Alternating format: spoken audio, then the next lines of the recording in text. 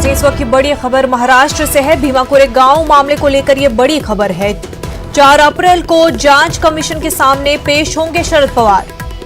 भीमा कोरेगांव मामले की जांच के लिए तश्कील दिया गया है कमीशन। आपको बता दें, शरद पवार पहले भी तहरीरी तर्ज पर अपनी बात रख चुके हैं। काफी अहम खबर महाराष्ट्र से जुड़ी हुई भीमा कोरेगांव मामले को जुड़ी हुई यह खबर है। 4 अप्रैल को जांच कमीशन के सामने शरद पवार को पेश होना होगा। भीमा कोरेगांव मामले की जांच के लिए कमीशन तश्कील दी गई है। शरद पवार पहले भी तहरीरी तर्ज पर अपनी बात रख चुके हैं।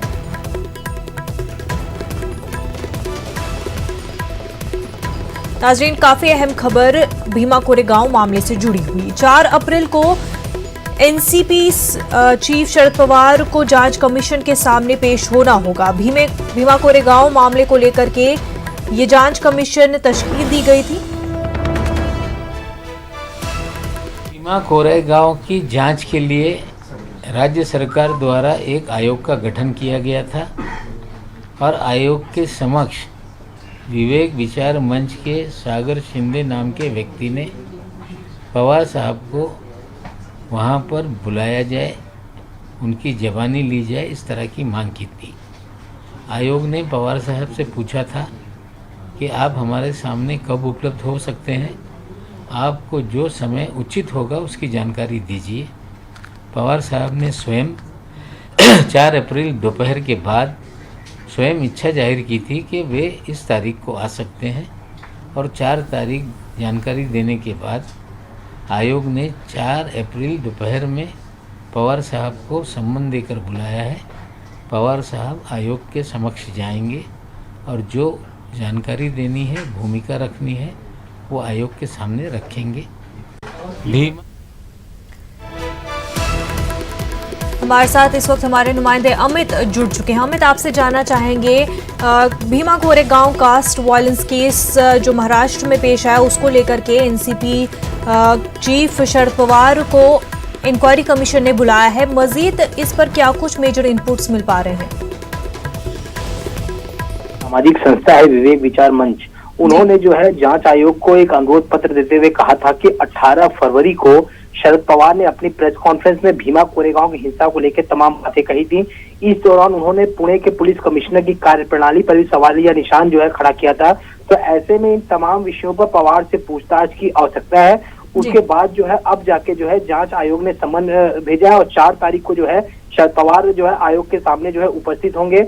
और मैं आपको बता दूं कि आयोग जो है 2018 में महाराष्ट्र के भीमा कोरेगांव मामले की जो है जांच कर रहा है और याचिकाकर्ता संगठन ने ये भी कहा था कि भीमा कोरेगांव के केस में पवार से व्यक्तिगत रूप में गवाही देने और उनके पास मौजूद जानकारियों को उपलब्ध कराने के लिए निजी रूप से उन्हें तलब करना चाहिए और इसी के मद्देनजर जो है उन्हें नोटिस जारी किया गया है। और ये जो जांच कमेटी है इसका गठन जो हुआ था वो है 1 जनवरी 2018 को हुआ था। जस्टिस JN पटेल इस आयोग के अध्यक्ष और सुमित मलिक जो है आयोग के सदस्य हैं और इस मामले में जो उन्हें सम्मन भेजा गया और एनसीपी ने साफ तौर पर कहा है कि शरद पवार पहले भी लिखित रूप से इस मामले को आयोग के सामने प्रस्तुत कर चुके हैं और उनका साफ तौर पर कहना था कि ये जो पूरी हिंसा हुई थी ये सुनियोजित तरीके से हुई थी।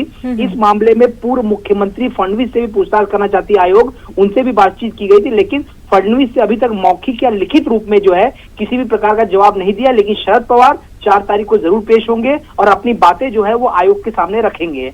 बिल्कुल अमित, जिस तरह से आपने भी कहा कि लिखित तौर पर शरद पवार पहले ही अपनी बात रख चुके हैं, लेकिन मजीद जो अब उनको बुलाया गया है तो क्या कुछ नए पॉइंट्स हैं जिनको लेकर पूछताछ होनी है, बातचीत होनी है? देखिए, जैसा मैंने आपको बताया कि 18 फरवरी को जो प्रेस कॉन्फ्रेंस ली गई थी उसमें बहुत सारी बातों को जो है कहा गया था। उसके बाद से ही जो है एक सामाजिक मंच ने इस मुद्दे को उठाया और पवार साहब को तलब करने की बात कही। तो इस मामले को लेकर और क्या जानकारियां, क्यों उन्होंने जो है पुणे पुलिस कमिश्नर की कार्यप्रणाली पे सवालिया निशान खड़ा किया, क्यों उन्होंने ये कहा कि ये पूरा मामला जो है सुनियोजित तरीके से किया गया था। इसमें कई सारे जो उच्च अधिकारियों का, नेताओं का, मंत्रियों का भी समावेश था। तो आखिर क्या जानकारी है शरद पवार के पास कि वो इतनी बड़ी बड़ी बातें उन्होंने 18 फरवरी की प्रेस कॉन्फ्रेंस में कही? इसका मतलब कुछ पुख्ता सबूत है शरद पवार के पास, कुछ तथ्य है पवार के पास। तो इन सारी चीजों को जानने के लिए ही आयोग ने उन्हें सम्मन भेज के बुलाया है। अब देखना ये होगा कि क्या कुछ जानकारी जो शरद पवार आयोग के सामने जाकर देते हैं। अमित, उस वक्त के एसपी सुएज हक और एडिशनल कमिश्नर को भी समन किया है इंक्वायरी कमीशन ने, तो उनसे भी पूछताछ होनी है। देखिए, इस पूरे मामले में पहले ही जो है राज्य सरकार ने साफ कर दिया है कि बहुत सारे अधिकारियों की मिलीभगत थी।